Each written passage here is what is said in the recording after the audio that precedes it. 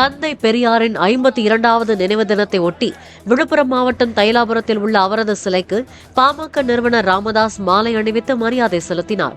தொடர்ந்து செய்தியாளர்களை சந்தித்த ராமதாசிடம் அவர் நடத்தும் பொதுக்குழு செல்லாது என அன்புமணி அறிவித்தது குறித்து செய்தியாளர்கள் கேள்வி எழுப்பினர்.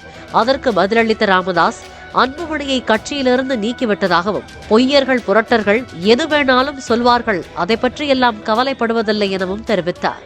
பொய்யர்கள் புரட்டர்கள் இவர்கள் எதை வேண்டுமானாலும் செய்வார்கள். அதனால அதை பற்றியெல்லாம் நாங்கள் கவலைப்படுவதில்லை. நீங்க நடத்தக்கூட பொதுக்குழு நடத்துறதுக்கு அனுமதி கிடையாதுன்றாங்க. அவர் கட்சியிலே இல்லை. அவர் சொல்றது எங்க இருக்கு? பாட்டாளி மக்கள் கட்சியிலேருந்து நீக்கிட்டேன். அவர் இப்ப கட்சி உறுப்பினரே கிடையாது. பிளே ஸ்டோர் மற்றும் ஆப் ஸ்டோரில் இருந்து பாலிமர் செயலியை QR கோடு மூலம் பதிவிறக்கம் செய்யுங்கள். செய்திகளை உடனுக்குடன் பெறுங்கள்.